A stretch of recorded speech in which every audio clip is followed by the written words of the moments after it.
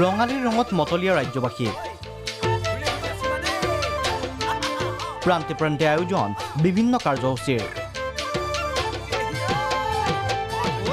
ঐতিহ্যমণ্ডিত গুৱাহাটী বিহু সন্মিলনীৰো বিশাল আয়োজন গুৱাহাটী বিহু সন্মিলনীৰ ৬৮ সংখ্যক ৰঙালী বিহু উদযাপন দেওবাৰে লতাশিল খেলপথাৰত আয়োজিত হয় ১২ৰখনীয়া কাৰ্যসূচী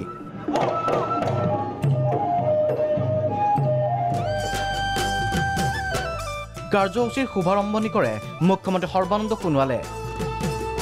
উপস্থিত থাকে ৰাজনৈতিক আৰু কলা সংস্কৃতিৰ জগতৰ কেইবাগৰাকীও ৰথী মহাৰথী ৰঙালী বিহুৰ উপলক্ষে মই অসমৰ বৰাক ব্ৰহ্মপুত্ৰ পাহাৰ বৈয়ামত বসবাস কৰা বৃহত্তৰ অসমীয়া জাতিগৰাকী ব্যক্তিলৈ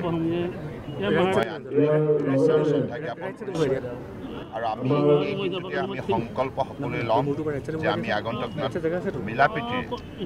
শান্তি সমৃদ্ধি ভাতৃত্ববোধ বন্ধুত্ব জীয়াই ৰাখি আমি অসমক ভাৰতবৰ্ষৰ আটাইতকৈ শক্তিশালী ৰাজ্য হিচাপে প্ৰতিষ্ঠা কৰিম অনুষ্ঠানত একেলগে বিহু নৃত্য প্ৰদৰ্শন কৰিলে কংগ্ৰেছ প্ৰাৰ্থী ববিতা শৰ্মা আৰু বিজেপি প্ৰাৰ্থী কুইন উজাই ইপিনে ঢোলৰ তালে তালে কঁকাল ভাঙিলে প্ৰাক্তন মুখ্যমন্ত্ৰী তৰুণ গগৈও বিহুটোৱে অসমীয়া জাতি বা ভাষা কলা কৃষ্টি আজি চহকী কৰাত যথেষ্ট বৰঙণি জনাইছে অসমীয়া মানুহৰ মাজত আজি বিহুৰ মাদকতা কমা নাই ভাবিছোঁ ইয়াত বন্ধু বান্ধৱ পাইছোঁ বহুকীয়া বন্ধু পাইছোঁ বা ভাই লগৰে হওক বন্ধুগীয়া লগৰে হওক বা নাতি লগৰে হওক সকলোকে লগ পাই মই আনন্দিত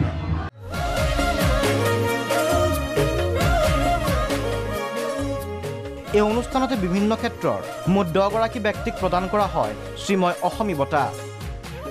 নীলু চক্ৰৱৰ্তী কমল আগৰৱাল ডক্টৰ ৰীতা চৌধুৰী প্ৰতিদিন গোষ্ঠী Lalan coaching centre Excelcare hospital Rima Das Riyan Parag Anand Prakash Tiwari সূৰ্য দাস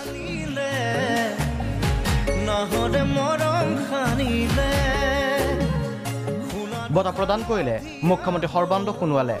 শ্ৰীময় বঁটাটো